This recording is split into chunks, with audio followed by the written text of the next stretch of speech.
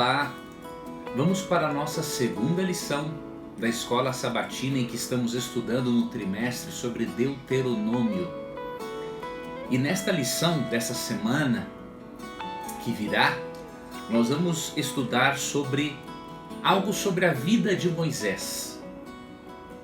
E vamos entender algumas questões. Por exemplo, por que Deus usou Moisés e o povo de Israel para matar muitas nações pagãs?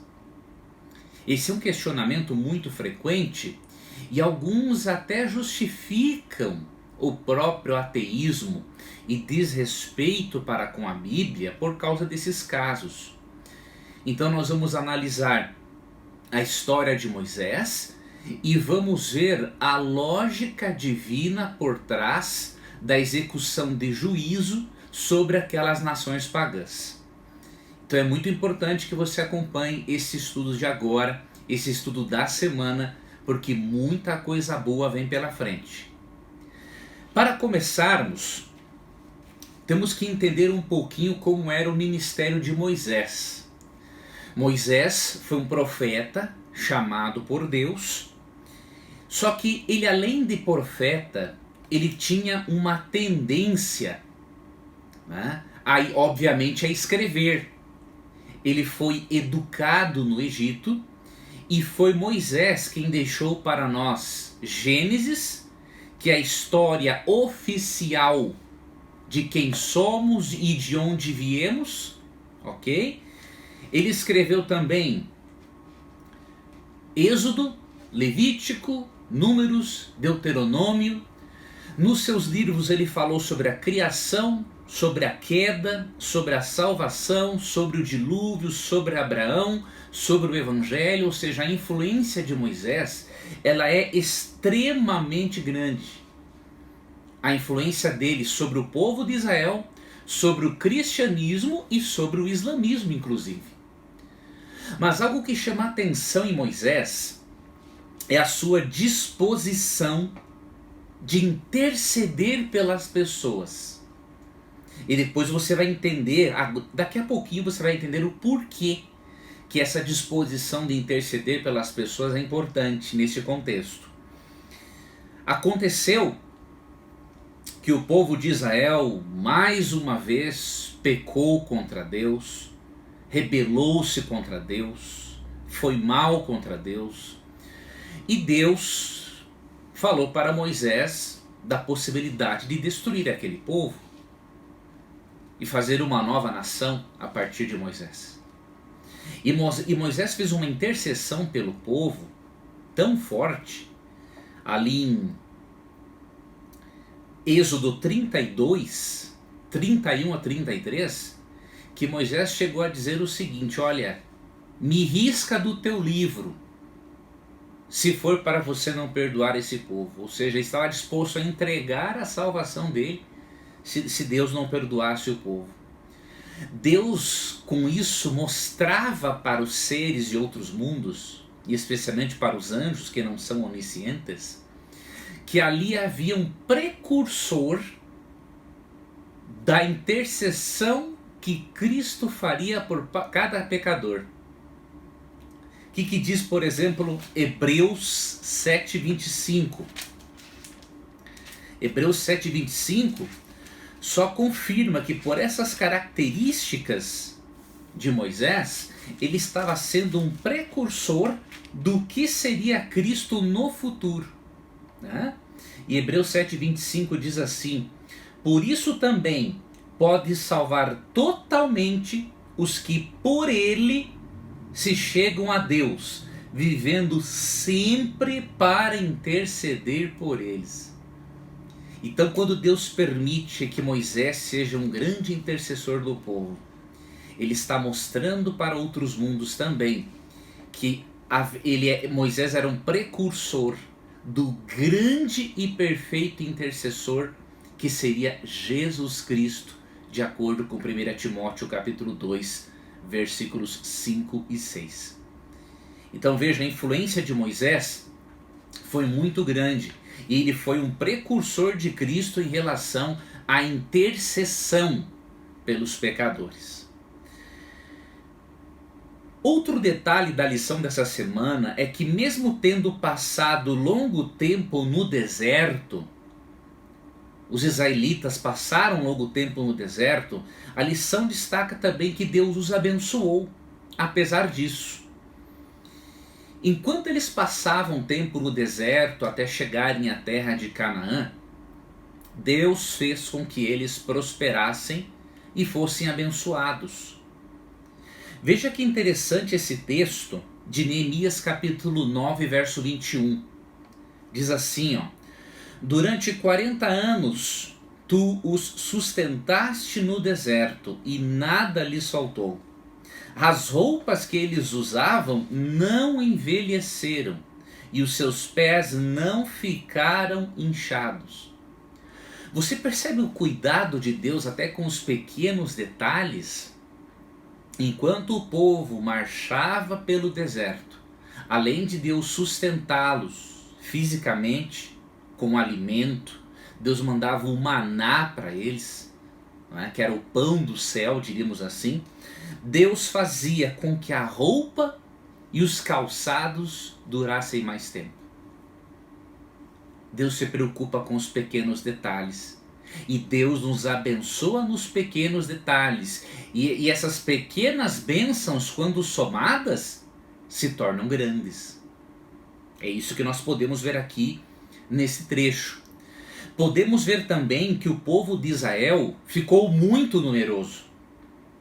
E que para Moisés administrar este povo sozinho seria impossível. Então percebemos em Deuteronômio 1, 12 a 17, que Deus usa, né, até mesmo o sogro de Moisés para começar a organizar o povo.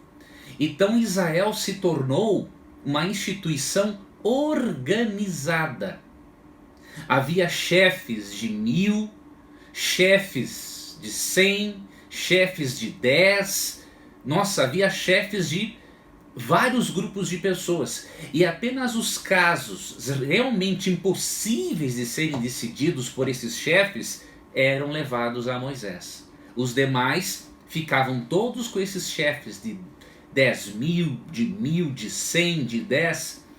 E aí o povo de Israel se tornou um sistema, uma congregação organizada, como podemos ver em Deuteronômio 31:30. E isso aqui também serve como uma precursão, diríamos assim, da igreja organizada que teríamos no futuro. Muitos falam mal da igreja organizada, mas eu pergunto para você, você quer que a igreja seja desorganizada? Não tem lógica isso. Israel se tornou uma congregação organizada. E hoje a igreja, como continuidade de Israel, de acordo com Gálatas 6,16, deve ser também uma congregação organizada. E é por isso que em Hebreus 10:25, né, é dito que não devemos deixar de congregar como é costume de alguns. Tá? A igreja é o corpo espiritual de Cristo, de acordo com 1 Coríntios 12. E devemos funcionar como um corpo unificado para exercermos nossos dons espirituais, pregarmos o Evangelho e apressarmos a segunda vinda de Cristo, como diz 2 Pedro capítulo 3, versículo 12. Um outro detalhe da lição, que é até assombroso, é o fato de o povo de Israel se rebelar novamente contra Deus, pelo simples fato de Deus não os atender quando e da forma que eles gostariam. Em Números 14, nós podemos ver que eles estavam reclamando porque Deus não estava cuidando deles, dizendo inclusive que Deus os mataria de fome, a eles e a seus filhos naquele deserto, e que por isso seria melhor eles voltarem para o Egito. E como se não bastasse, ali em Números 14, verso 10, eles tentaram, os israelitas, eles quiseram matar a pedradas Arão e Moisés, para você ter uma ideia. E depois de tudo isso, quando Deus deu um castigo dizendo que nenhum daquela geração entraria na terra prometida, eles foram presunçosos. Decidiram lutar contra as nações pagãs, contra as quais Deus disse: não lutem agora, porque eu não estou com vocês, vocês são presunçosos. Eles foram e obviamente foram derrotados com muita facilidade. Então nós vemos nesse episódio da região chamada Cades Barneia, rebeldia, tentativa de homicídio, porque queriam matar a pedradas a Abraão e Moisés, e presunção. Presunção. Não foi fácil a vida de Moisés, e não foi fácil também para Deus. Moisés intercedeu muito pelo povo, e Deus perdoou muito esse povo. Mas chega um momento, querido amigo, querida amiga, que o amor de Deus, mesmo sendo infinito, tem uma paciência com limite. Existem limites. Se não existissem limites, existiria libertinagem e não liberdade.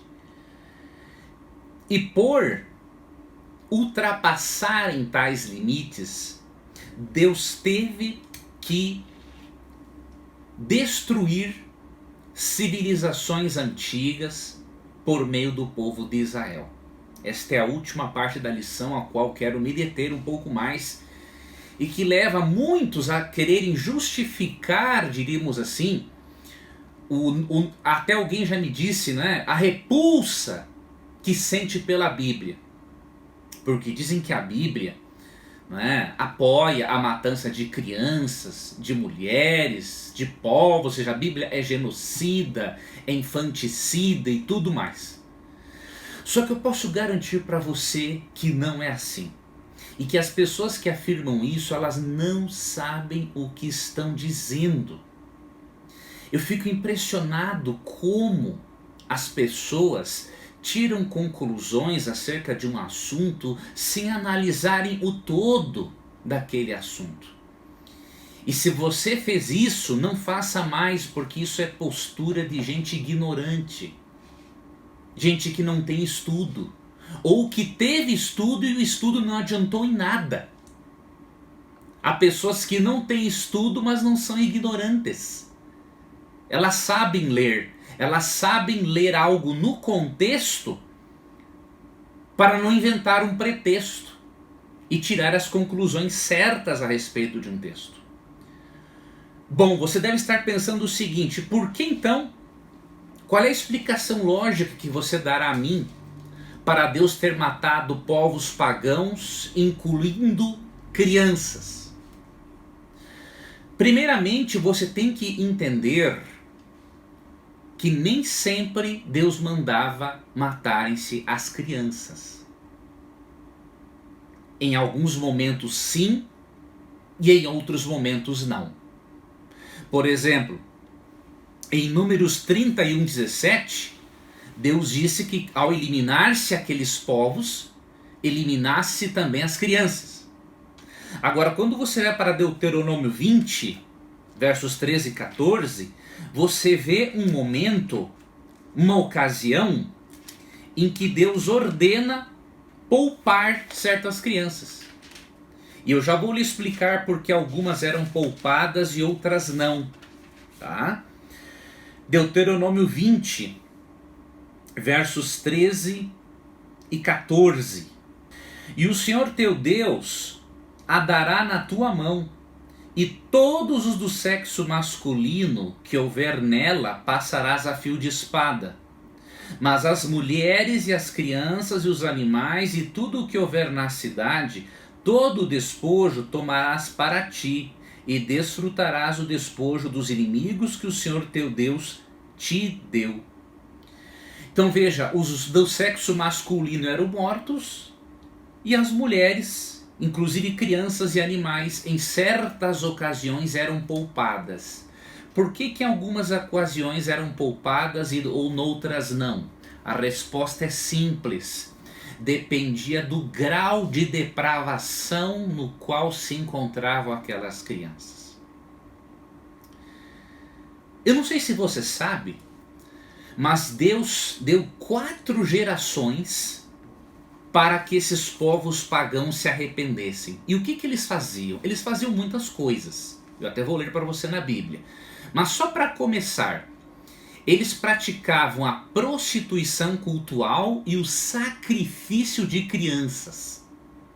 Tá? O sacrifício infantil era uma prática muito comum entre aqueles povos e Deus abominava isso. Tá? Esse foi um dos motivos que levou Deus a destruí-los. Só que Deus não os destruiu por meio de Israel de uma hora para outra. Deus deu tempo de oportunidade. E aqui está um outro trecho bíblico que os ignorantes, que dizem que sentem repulsa pela Bíblia, não leem contextualmente antes de tirar uma conclusão. Aqui em Gênesis 15, verso 16, lemos o seguinte: na 4ª geração tornarão para aqui os descendentes de Abraão, porque não se encheu ainda a medida da iniquidade dos amorreus. Veja, apesar de eles estarem praticando iniquidades, a medida ainda não atingiu o topo. E Deus ainda iria dar mais 4 gerações de oportunidades para eles. Para alguns teólogos, 4 gerações seriam 40 anos e para outros seriam 400 anos, que é o mais provável que seja. Então Deus deu cerca de 4 gerações de oportunidades para que eles parassem com a prostituição cultural e idolátrica e parassem com sacrifícios infantis. Deixa eu ler para você um trecho do comentário bíblico Adventício Sétimo Dia a respeito desse assunto. Está aqui na página 313, comentando o verso aqui, parte do verso 16 de Gênesis 15. Ó. Havia 2 razões fundamentais para a aparente demora no cumprimento da promessa divina em dar a terra aos israelitas. Em primeiro lugar, levaria tempo para os descendentes de Abraão se multiplicarem, a ponto de serem capazes de tomar a terra. Em segundo lugar, preste atenção nisso aqui, o amor e a justiça divina reclamavam para os amorreus um prolongamento de seu tempo de graça, para que eles ou outras pessoas não acusassem a Deus de injustiça e parcialidade quando chegasse o tempo para que fossem destruídos e sua terra fosse tomada. Em outras palavras, os hebreus não estavam prontos para possuir a terra e Deus não estava pronto para desapossar os amorreus, porque a medida da iniquidade deles não atingiu o topo. Há um grau de iniquidade fixado que as nações não podem ultrapassar sem incorrer no juízo de Deus. A profundidade da depravação e degeneração moral a qual os povos de Canaã haviam chegado na época de Moisés é revelada pela literatura mitológica desses povos, descoberta há algum tempo. Ela descreve seus deuses como seres cruéis e sanguinários que se matavam e se enganavam uns aos outros e cuja imoralidade era inimaginável. Como os antediluvianos e os homens de Sodoma, os homens de Canaã, como seus deuses, eram controlados pelas mais vis paixões. São descritos nos seus livros, olha aqui, sacrificando seus filhos, adorando serpentes e praticando rituais imorais em seus templos. Os santuários abrigavam prostitutos profissionais de ambos os sexos. Os amorreus, os mais poderosos dentre várias tribos cananeias, representam aqui todos os habitantes de Canaã. Então, querido amigo, não foi por falta de oportunidade que os cananeus e outros povos morreram. E não foi à toa. Se você ler Levítico 18 e Levítico 20, você vai se escandalizar. Eles não faziam apenas isso. Veja, eu disse apenas, né? Sacrifício infantil e prostituição cultural. Eles mantinham relações sexuais com os próprios filhos e avós com os próprios netos.